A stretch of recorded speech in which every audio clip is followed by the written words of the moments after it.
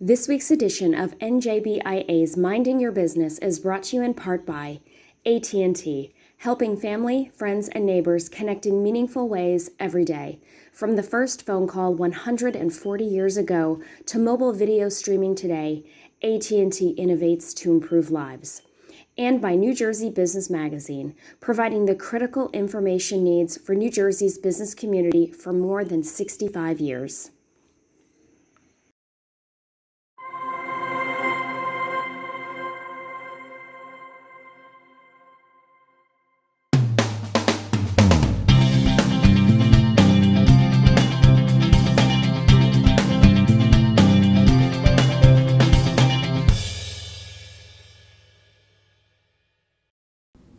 Welcome to NJBIA's Minding Your Business. I'm your host, Bob Constein, and today we have the distinct pleasure of welcoming back to the show NJBIA President and CEO, Michele Siekerka, to discuss the state of business here in New Jersey. Michele, thank you for being here. Thanks for having me back, Bob. You're welcome. So let's talk about the FY21 budget recently passed by Governor Murphy. $32.7 billion plan, raising two major taxes, increased spending by $1.7 billion, and it included $4.5 billion in borrowing. Michele, what is this budget about, and how disappointing is it for the business and the residents of New Jersey? Well, let's call it a train wreck, you know? I mean, each year people say, oh, you're saying the sky is falling, and, right. And I just have to say, it is incredible. It is incredible to me that when here we are in an international, pandemic, crisis of proportions, but to use that crisis in order to formulate a budget like we've been handed, I think is irresponsible. Right, and I know you were certainly outspoken on the amount of borrowing in this budget. Did the governor and the legislature need to borrow that much, agree to borrow that much? No. Frankly, we brought to their attention the fact that if you wouldn't have made the increased spending in the general operating budget that they did, right, the result of which crowded out regular priority spending, we wouldn't have needed the borrowing. Case in point, the surplus. Mm-hmm. Okay? Surplus is meant to be available for a rainy day. Let me just suggest we're in a monsoon. That's right. She came here with an umbrella as she walked in the building. Right? And so, here we had rainy day money in the budget from last year. Right. And then what we did is we increased spending to double that at a time that we should be drawing on that, okay? Yeah. So that was about $1.34 billion. That crowded out that same amount of spending on education safety net programs. One more example is the increased contribution to the pension. Now let me say, and I say this every time, pensioners deserve what we promised them, okay? Right. However, the fiscal year 20 budget was a record high contribution. You could have put the same contribution in, the governor still could have received his accolades for funding the pension responsibly without increasing another $1 billion that crowded out other priority safety net funding that now got pushed out to then be under the auspices of COVID-related, now we must borrow. Right. Just two mere examples, and there's more. Right. And I wanted to turn to the budget process because you've been outspoken about this too. I'm going to read an excerpt from an op-ed you wrote in the Asbury Park Press. You said the budget was made prior to any discussion with the legislative caucuses or public hearings and without any budget details being shared. In fact, many leaders of state departments were never called to testify, not even by video conference. The Senate opted to discontinue virtual testimony by the public, leaving no choice to weigh in except in person during a pandemic. So how concerning is it to you, this lack of both governance and transparency in the budget process? Yeah, deeply concerning, deeply concerning. Mm-hmm. So first of all, I'm an attorney by trade, and I believe in good governance, and I believe in jurisprudence, I believe in democracy, I believe in consensus, I believe in transparency. So, at its core, the things that are personally important to me, ethically, I just feel like we let the public down, right? The public couldn't weigh in the way they're supposed to. Our decision makers didn't have information in front of them when they were caused to have to make a final decision. Right. The whole process, lack of transparency and decisions, look, politics, decisions are always made behind closed doors. We know that, right? But at least in that process, there's discussion, give and take, you're invited in to weigh in, right? in this process, it was kind of like our three legislative leaders came out publicly and announced a deal and publicly stated that day to the New Jersey's residents at large, right. And now we'll go back to our caucuses and present it to them after they cut a deal. Right. And there weren't any hearings at that point, right? So transparency is tantamount to good governance, and this process just was really, again, lacked it. And at its core, I think it's really just a sad statement for how we do business in the state of New Jersey. Do you think if we had a budget with a more inclusive process, that we would have had the budget we received last month? So, let me say at the end, politics is going to be politics, and we don't play politics, right? Mm-hmm. We play data, right. And we play policy. And so while we made sure that we were heard, no one was listening. And so I think, unfortunately, in the end, that might have been the same result, but at least if you would have had the transparency of real public hearings, there would have been, I think, more attention and visibility to the electorate at large to understand what was going on. Come on, this is not a normal budget season. Like this, we were doing this in August and September, when ordinarily it's done in June, and people know it's happening. This was going on in Trenton, number one, at a time usually it doesn't take place, and number two was literally rushed through, like a train rushing into a station. Right. What can change it, though? Is it, obviously, you can be outspoken and you have op-eds and all the like, but is it a matter of the public going to their representation and saying, you didn't do well by us here? Yes, I mean, now more than ever, not just at the state level, at the federal level, look, we have an election coming up. Vote, vote, vote, okay? Oh, we'll get to that. Because, it's not every day that we get our voices heard. Right. And the one time you really do get to have your voice heard is in the election booth, right? Well, proverbial election booth, okay? But regardless, a good process yields a fair result. Mm-hmm. A bad process, bad result by default. Right, okay. So we're past the budget now. Business is still being hit hard. What does the business community need folks in the legislature to focus on and not focus on from this point forward? Yeah, 100% we need attention and focus on where we are in the COVID environment right now and what we're going to do to help business hang on because we are still stuck in a pause mode. Mm-hmm. I'm not hearing much positive discussion around increasing capacity for our businesses.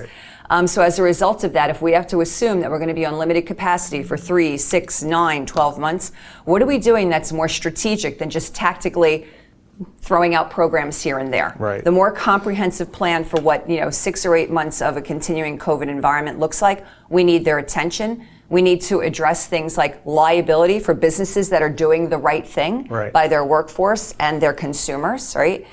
We need to address the issue of the UI fund, which is going to be, unfunded and cost a significant amount of money, as well as what's the result of the change in presumption on workers' comp going to mean for businesses if, God forbid, someone alleges that they contracted COVID at the workplace. Right. What about structural reform? Oh, absolutely. We have talked about structural reform for decades. Right. I've now been at BIA for 6 years. Mm-hmm. And since day one, we've been talking about this, so I wasn't new to the game, right? This is a decades-old issue in New Jersey, but for now, we're going into the 3rd year of the Path to Progress. Right.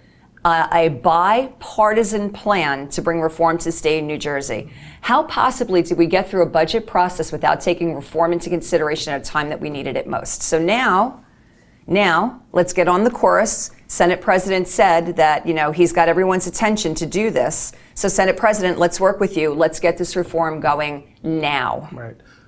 Do you think in an upcoming election year for New Jersey that the political will be there? So this is the challenge, the political will. Yeah, well, these are tough decisions that have to be made as part of these reforms. They absolutely are. But we will continue to bang the drum. We will keep the momentum of why this is important. And the biggest thing that we can ask for now is grassroots support. We need every single business owner. We need every resident who is concerned or fed up with what it's costing them day by day here in the state of New Jersey to call their local legislator and say, reform now. Right. And I just want you hit on liability protection for business too. How critical is that, being small businesses in particular?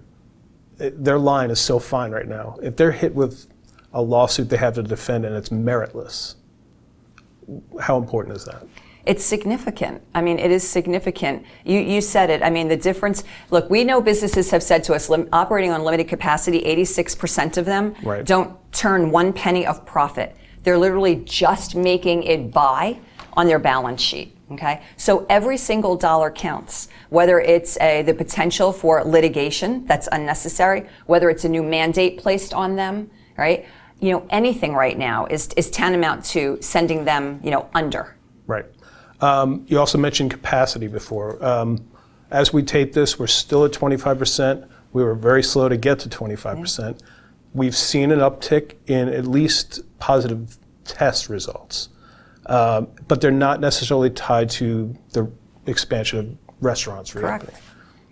What is it going to take to move the needle?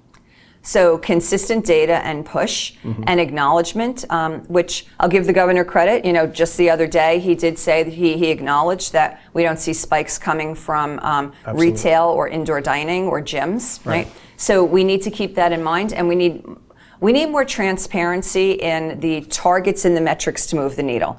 The metrics are very transparent. We know what they are. Hospitalizations, positivity rate, those things we see and we track daily, but what targets in there are the ones that allow us to move forward? And quite honestly, the spikes we're seeing, we know they're from social engagements and otherwise. That shouldn't stop our economy from moving forward, because the only way we get our economy back on track, thank you for the money, some of the money that's being put toward business, not enough. Right. The only way we do it is to get those businesses open and get our consumers back spending. Wrapping up, you mentioned earlier, vote, vote, vote. As the queen of civil discourse, we are, when the show airs, will be days from the election for 2020. What message do you want to tell people out there about the importance of voting, especially in this year when the rules are different? We say it every year again, how important an election is, but honestly, now more than ever, get those votes in. And I've sat in on a few briefings on this challenging process, right? Sure. And if you have a ballot at home, fill it out now and go put it in a drop box. Don't wait till election day. There is this misperception that you can go cast your vote on election day. You can, but you know what it is? You're going in and filling out the same piece of paper, and now it's counted as a provisional vote, and those get counted after, right? So if we could implore people, vote early. Hudson County girl, born and raised. I love to say vote early, vote often. You can't vote often, right? Vote early. If you're having challenges with your ballot, there's a lot of resources out there for you. Go to your county board of elections. First stop for any question. You can track your ballot and make sure it gets counted. But you must. Every vote counts. And again, while we're heard, people don't listen. Okay. This is the time you literally get to be heard. Your vote counts, so get in there and make it count. Yeah, thank you, Michele, for all of that. And thank you again for being here and being such a passionate voice for business in the state of New Jersey. Really appreciate it. Thanks so much. Okay, and we'll be right back. These days, it's anything but business as usual. That's why working together is more important than ever. AT&T is committed to keeping you connected so you can keep your patients cared for, your customers served, your students inspired, and your employees closer than ever. Our network is resilient. Our people are strong. Our job is to keep your business connected. It's what we've always done. It's what we'll always do.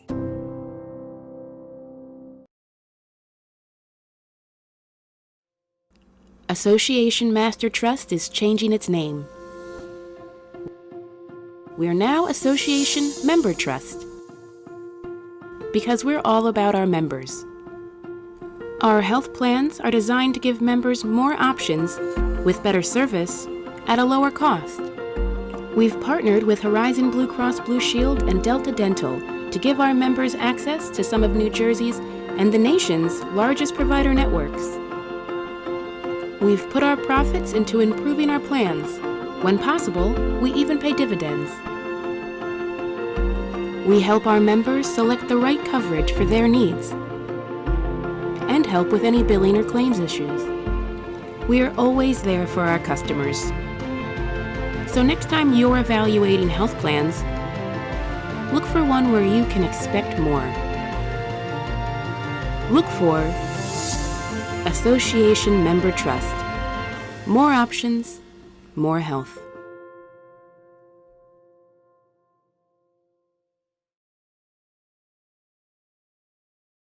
Welcome back to NJBIA's Minding Your Business. I'm Bob Considine. Well, it's time to take a look at another one of NJBIA's New Good Neighbor Award winners. This time around, we take you to Audible's Innovation Cathedral in Newark. Let's have a look. In May of 2019, we opened the Innovation Cathedral, which is a state-of-the-art technology center and the newest facility on our Newark campus. There was so much to see in this reimagined space. It includes offices, game areas, an auditorium, a refurbished bowling alley, exhibit spaces, and cafes. And one thing we have everywhere are lounges where employees can go to work and reimagine the future.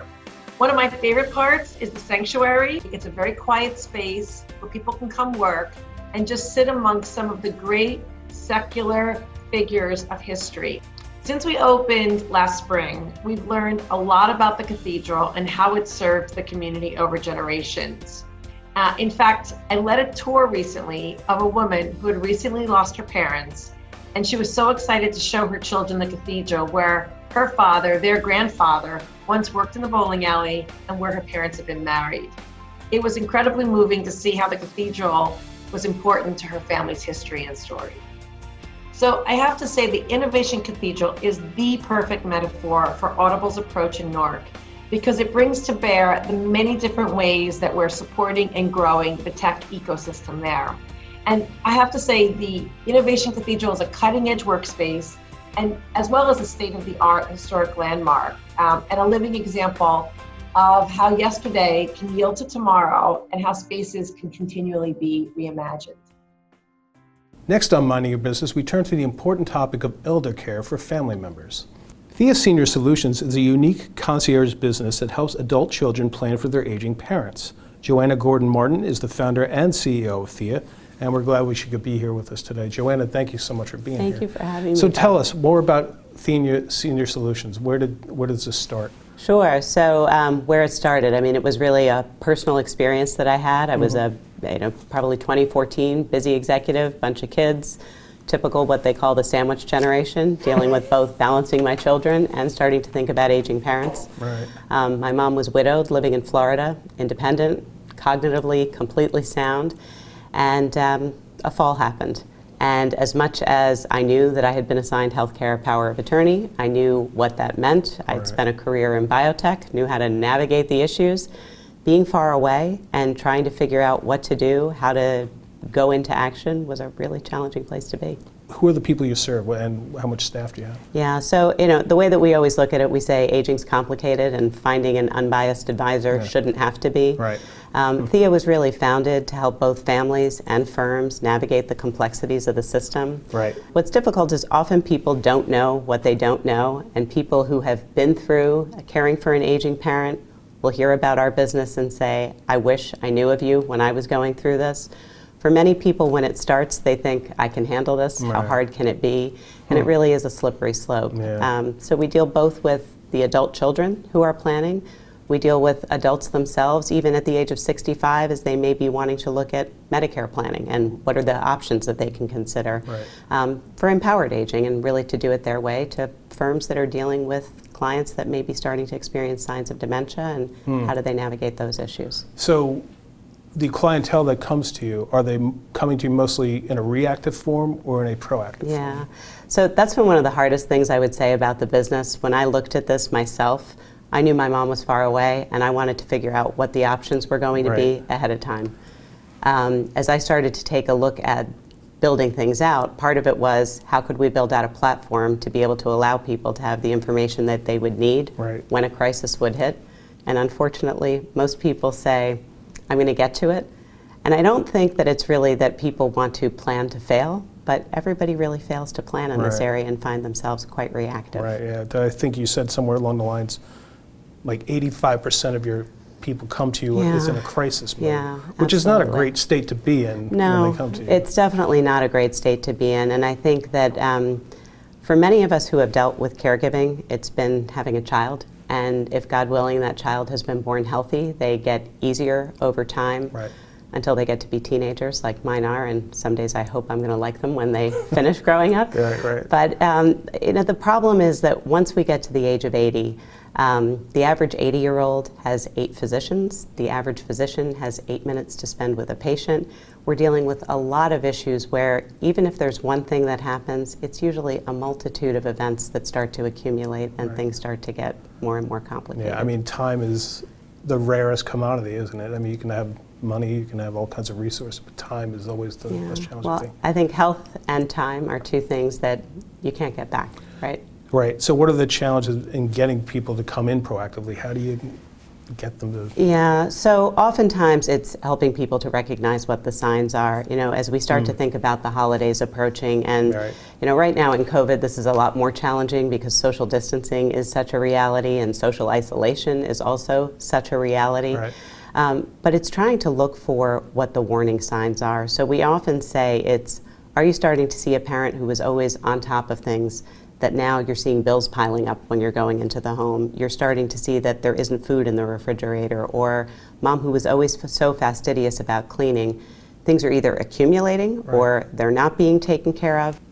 And when you ask the question how they're doing, the answer is always, I'm fine. What are the risks if there's not an inaction, if there is an inaction from a family member? They don't want to deal with it. It's not a comfortable situation for them. They're seeing this decline. Yeah. What are the risks if it just lets go? Yeah. So, I think, Bob, there's often times for most of us, right? It's a tough thing to acknowledge, right? It's a tough thing for an older adult to acknowledge that they're starting to have some failings. Right. I think it's a tough thing for us as children to also look at it. And sometimes it gets just chalked up to that's normal aging, right? So, if we look at it from the difference of forgetfulness versus dementia, perhaps, right? Forgetfulness is there's a name that's on the tip of your tongue, or you run into the house and you're saying, what did I come in here for, right? I ran up the stairs, what am I doing here? Right. When it starts to become more concerning, It happens to me when I come here. I know. Well, I feel like I've been doing it since I was 5 years old, right? Running up to the top of the stairs. So my kids say I've created this business so that they have an alternative to deal with. But when you're starting to talk to someone and saying, how about that vacation last summer? And they're saying, what vacation are you talking about?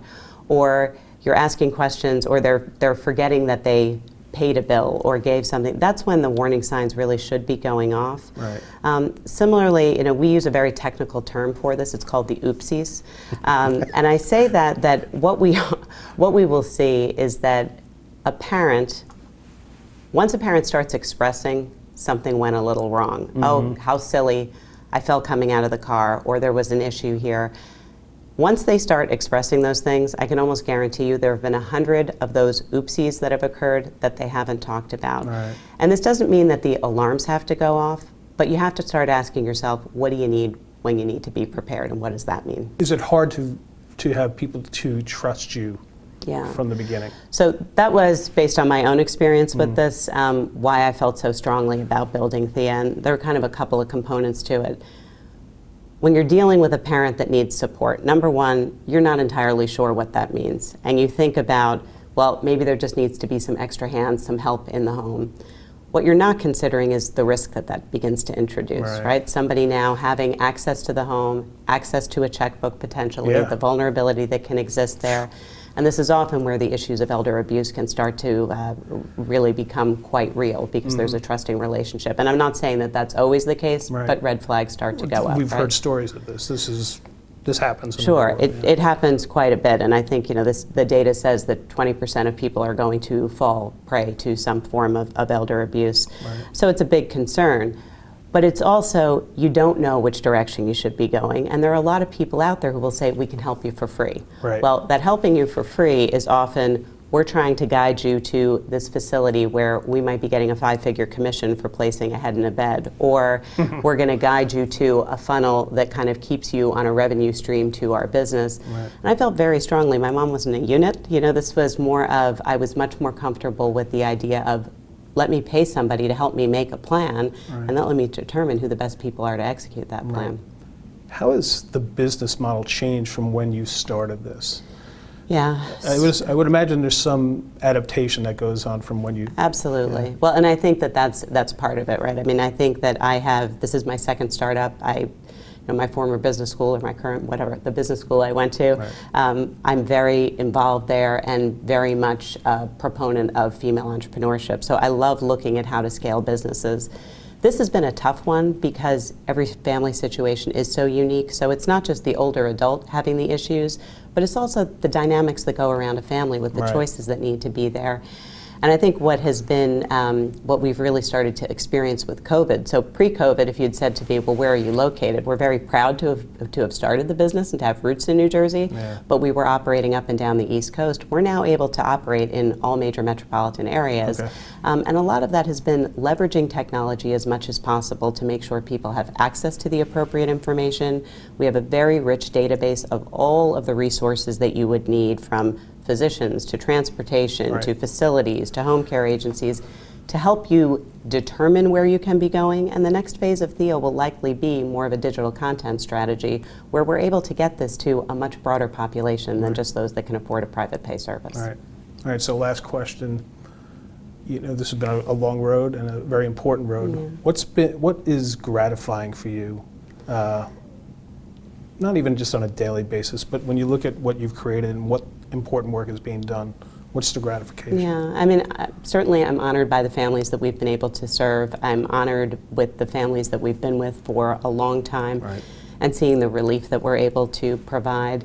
But I think, you know, there's also the side, my kids will joke that Theia is the favorite child because that's all I seem to talk about. And Yeah. sometimes that's a hard part about entrepreneurship, right? You're so determined to go and make something happen, and yet to see an idea flourish into something that people value, and that's what it's about, creating value. And if we can deliver that to people and make their lives better and allow their time with their families to be focused on what's important, and that's the time together and not on being stressed and strained and dealing with Right. all of these issues, that's Right. really been gratifying. Well, Joanna Gordon-Martin, Theia Senior Solutions, great business. You're doing important work, and I really thank you for being here and giving us some time today. Thank you, appreciate it. This month, NJBIA announced the winners of its annual awards for excellence. The AFE honors member companies whose energy and vision have had a positive impact on their employees, their communities, and the state's economy. Here's a quick rundown on this year's Award for Excellence winners.